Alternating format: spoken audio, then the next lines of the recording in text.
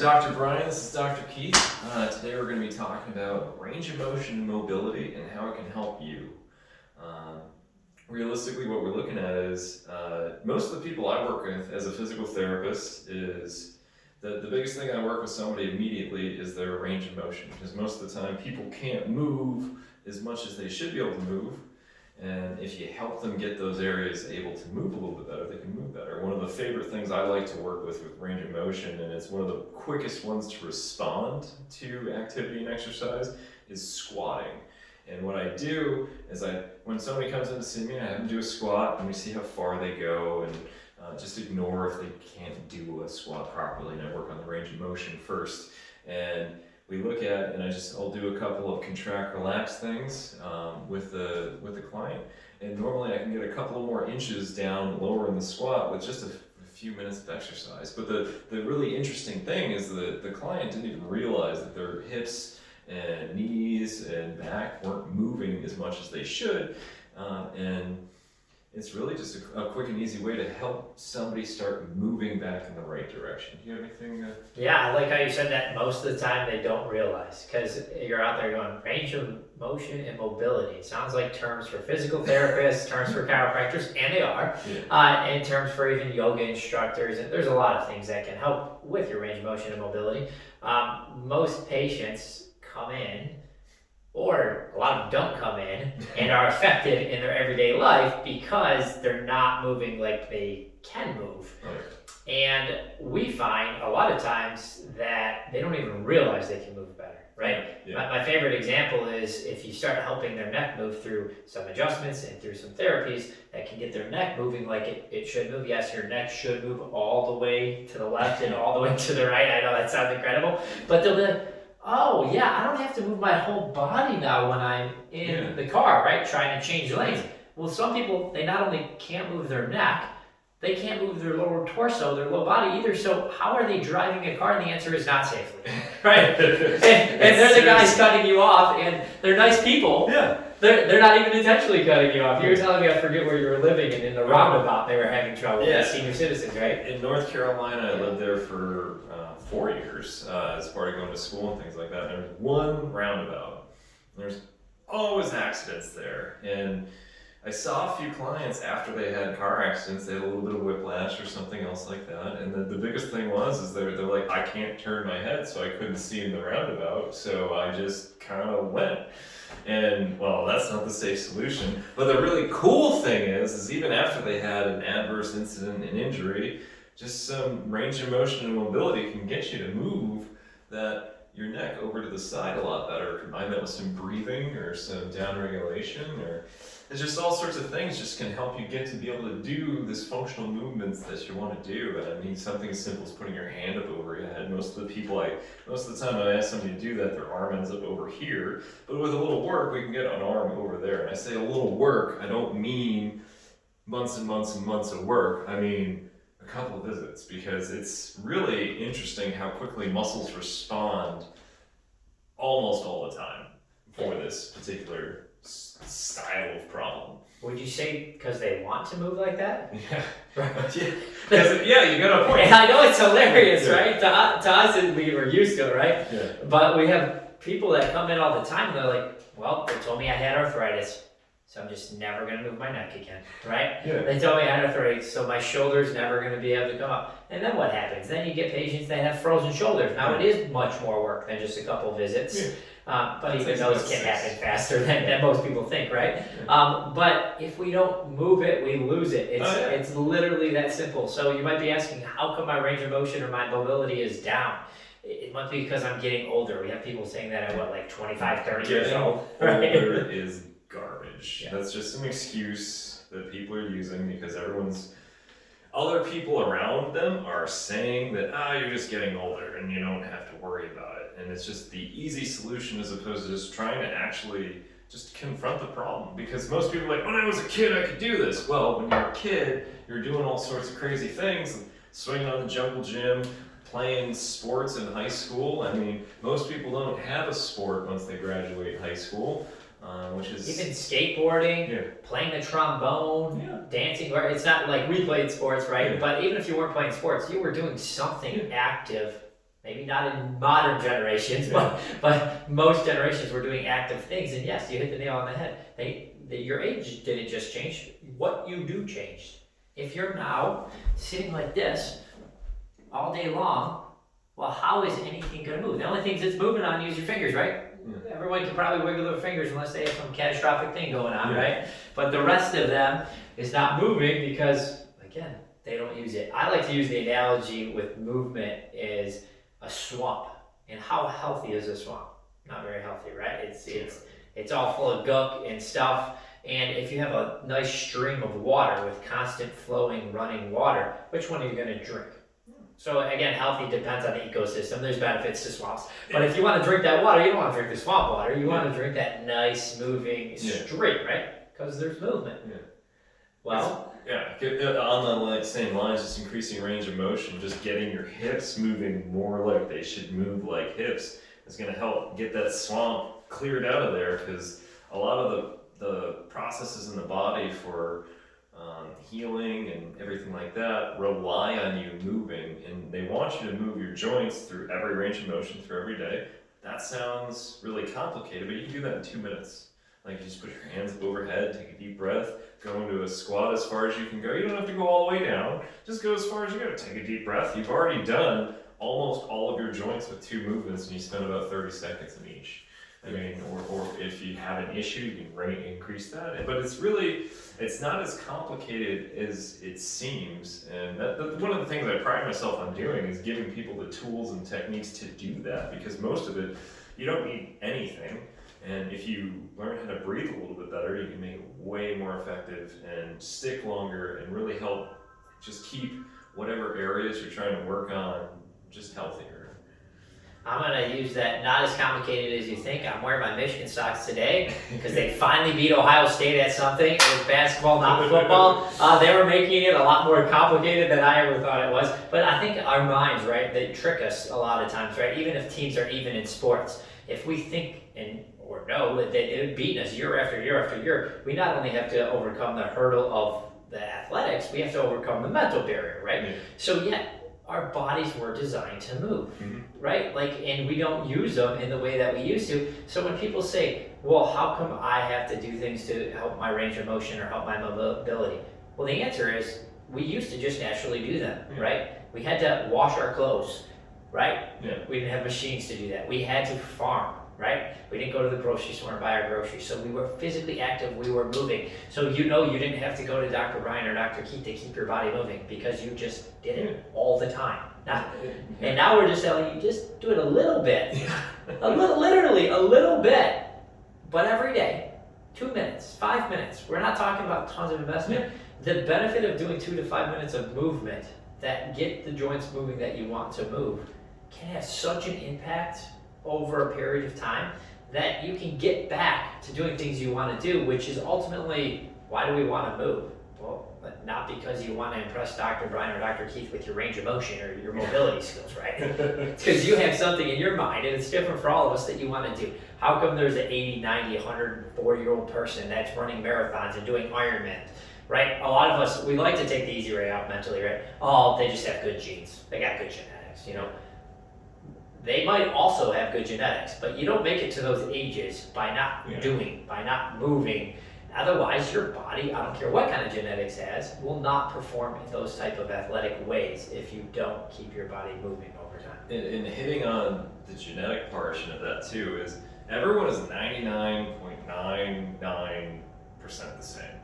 Maybe a few more nines. I'm not exactly certain how many nines, but there's things that you can do by just doing range of motion and mobility and movement that you can actually activate your own genes in a beneficial way. It's called epigenetics. So if you're doing an unhealthy lifestyle, you can actually activate unhealthy responses and genes, and they become the priority. But if you do something as simple as doing some range of motion or some walking every day, walking is one of the best exercises you can do. But if you do something like that every day, and you can actually get these gene markers to reduce and perhaps just turn themselves off and get healthier gene markers to turn on. We don't have enough time to go into that today, but I just wanted to highlight that Genetics sounds like it's something set in stone, but the more and more research we do into genetics, the more and more there's actually a lot of play with it, and a lot of what affects how you feel and move and do is based off of what you eat, what you do on a day-to-day basis, and how you cope with stress. And you can activate your genes in the best possible ways to be healthier. And that's what they're noting with these centenarians, 100 plus year old people, is they've just been doing things in a healthy way. And now I'm not saying that if you haven't been doing it healthily the whole time, you're screwed. Like, I work with patients that are in their late 60s, 70s all the time, and the amount of reduced arthritis pain that I'm getting reported back to me from the people that have these issues is it's like I'm halving it, getting it down to a third of what it was, and people can start moving again. And it's all they're doing is just moving and taking care of themselves a little bit. And it's just because we live such great lifestyles that we don't have to anymore. Yes, it's so true, and I'm glad you touched on genetics, just because how many people come in, and that's with arthritis, which relates to range of motion and mobility. They're like, my genetics says I'm gonna have arthritis, I got this problem, and basically there's nothing I can do. I'm hoping to come to you, Dr. Keith, or you, Dr. Brian, have a little less pain, but I know there's nothing I can really do. And really our biggest battle, so to speak, is to give them the hope that, oh no, we see 60, 70, 80 years old do stuff that surprises me, right? Yeah. I'll be like, I don't know how much improvement we're gonna get. And then, ways down the road, a month, 2 months down the road with just little consistent behaviors, they're like, wow, they're surprised, I'm surprised, because the human body's miraculous, right? Yeah. When you take a set of x-rays and you put it up there and there's all this stuff going on, and it looks rough, right? What really changed my perspective with that is I would see people with really rough looking x-rays, and they would be the person being active, moving, no restrictions. Yeah. And then I'd see other people with not as rough of x-rays, and they literally couldn't do anything and were in lots of pain. And at first, when I was young in my career, I thought maybe it's just a pain tolerance thing, right? Oh, one person can handle more pain. And then I started seeing people that, they couldn't do things, but their pain tolerance was through the roof. They told me some stories about stuff that had happened. I'm like, man, I'm a big wimp compared to any of that stuff, right? But they're not able to move. Yeah. And then when I started, it's all started to paint this picture. Yeah, the human body can still function really, really well, even when these structural things are happening to our body, when we have a lot of arthritis, when we have a lot of other health conditions going on. But we have to play a role in changing how that genetic expression is happening. Yeah. And it's so easy to go, well, mom's like this, dad's like this, grandpa's like this. Well, they probably also ate the same, handled stress about the same, and showed you how to live life about the same. Yeah. And there's pros and cons to that. I'm not saying everything's bad about learning those examples. However, you're going to get similar outcomes if you do similar things, don't matter what your genetics are. And the same is true the other way. If you had someone in your household that was 100 something and still running and moving, those people tend to be people that pass down the trait that people are still moving. Yeah. Right? Absolutely. So, miraculous enough, we start going, oh, it's our genes. Well, is it our genes, or is it what's expressed through what we're doing in our day in, day out life? And that's what it is. It's more about what you do on the day-to-day basis, as opposed to what your genes are just this platform that your body works off of, and what you do chooses which genes are going to be activated or deactivated or reduced in intensity. And you can make a lot of progress by just doing some of the right things. You don't have to do everything right. I'm not a perfectionist on anything, because the human body is just too wild to be it must be this way. Some people, there's a condition where all of their organs are on the other side of the body, and that's just because genes are weird sometimes. But those people are perfectly healthy. They confuse doctors when they do the exam, but it's just a different expression. And you might think, oh, those people must be twisted and everything, but they live perfectly fine lives because they're doing great things. But they may also be unhealthy, depending if they're not doing perfectly great things on the same note. But that's more of a fun fact to talk about. Yeah. Well, because what do we need in order to move and get mobility and improve ranges of motion? I think the first step isn't for them to go, oh, my range of motion bad or my mobility is bad. Because again, they're not trained in that. If you're an engineer, if you're, accountant, are you really paying attention to your range of motion or mobility? If you're not in the field of athletics, or if you're not in the field that actually helps restore those things, it's out of sight, out of mind, right? So you're not paying attention to those things. But how can give a few examples of things people are doing in their everyday life that they could go, oh, I probably need some help in restoring that type of motion and with some mobility, that I know you'll be teaching the how this Saturday at our wellness retreat to revitalize, which is great. And yeah, you'll come out of Saturday's class with Dr. Brian, and I'll also be teaching some, and Dr. Janelle, and you'll have things that you'll already be starting to improve. And you'll have things that you can put into place starting on the following week that will help keep that ball rolling for you. Absolutely. And it's not just something that you snap your fingers, but the good news is you can get some results just by doing something right away. Yeah, and what I show you is something you can do. So something as simple as getting up and down out of a chair. If you can't do it properly, so just honestly, if you can't get up from a chair in this manner, you have range of motion issues. And it's because most likely your hips are a little bit limited, or your ankles are a little bit limited. You probably have knee pain if these two are limited. So this knee, your knees might be completely fine, and it's actually an issue coming from your hips just being too tight because you sit all day. So we'll show you how to stretch this out in a few minutes, or using a small tool to help you get that back.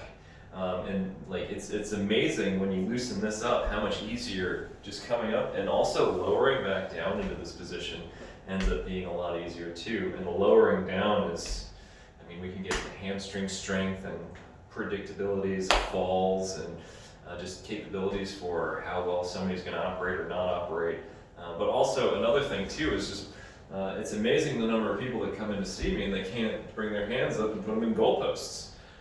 They end up over here or something like this, or sometimes they're like, I can only get my arm up to here. Well, how long has that been going on? 7 years. There's nothing I can do. And then we just loosen up the capsule with just some movements, maybe get a lacrosse ball in there on those tight muscles, loosen it up, and you'd be surprised how much somebody's arm can come up, come down, and be able to reach overhead and grab those plates off the top shelf, those fancy plates you never use. You gotta be able to get them one time a year.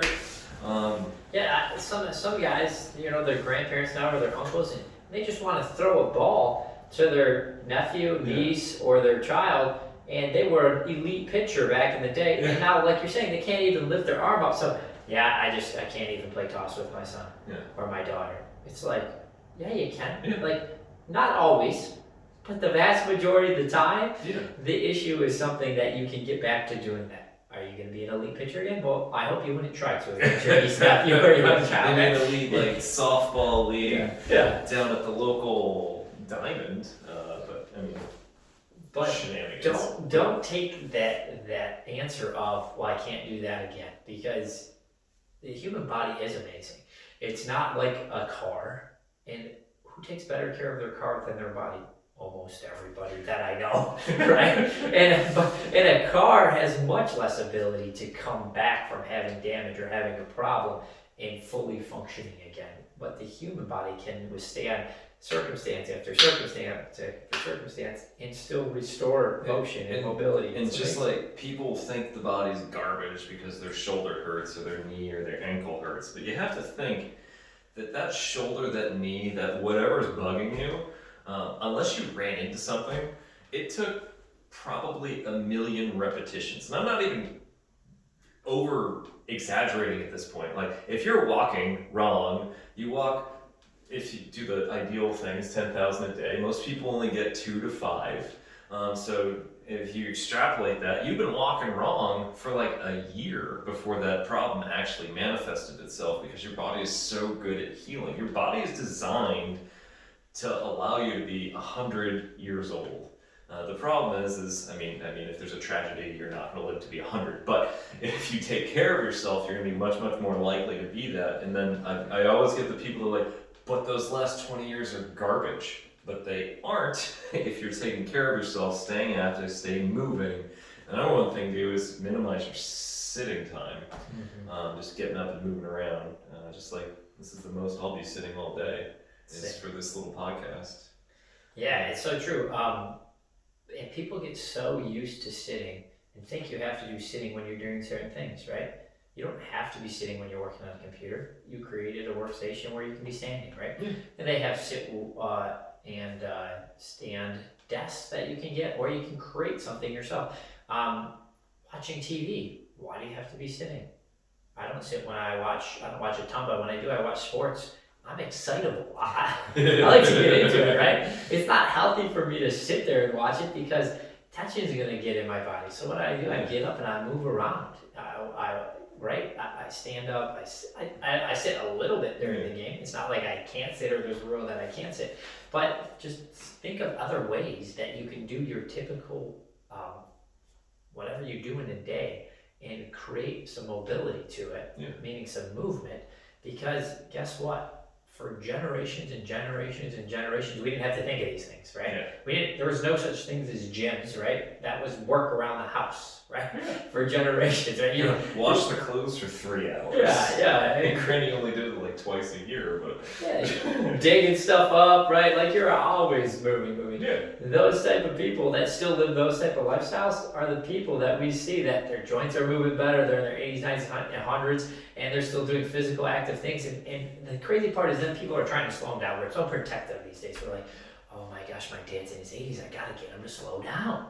No, you don't. Keep going. You need to help him. You need to help him. Maybe you might not have the best recovery, and you can help him with that. But simple stuff like that, just staying moving. Like if you read anything, like just Google blue zones in the world, and the number, like the highest things on the list of why people think people. So blue zones are areas where people tend to live over 100 years or 90 plus years old at a disproportionate rate to the rest of the world. And most of what it is these people are staying active, they're being social, granted that's hard now. Food is traditionally, I think it's mostly the Mediterranean diet is the worldwide proponent, but there's also weird blue zones that are completely opposite that. If you start going into the northern areas, where people will live long, but they're living on like high fat diets instead of low fat diets, and it's just, but activity, nutrition,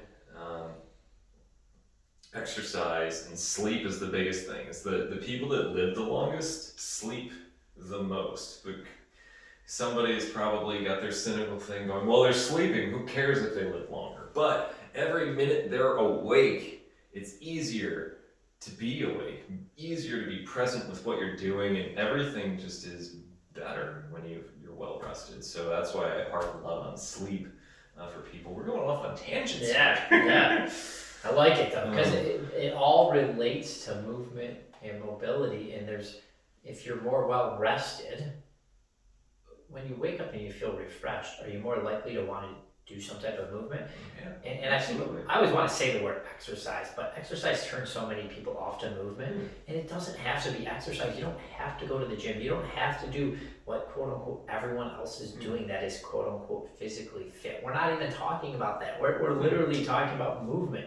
Movement for you might be dance, right? It might be playing a musical instrument. It might be when weather is nicer. I guess now they have ice fishing, right? How can you move more while ice fishing or while fishing? Like you can't get too far from the hole with ice fishing, so it's probably maybe some standing, but you can't do a whole lot of movement, right?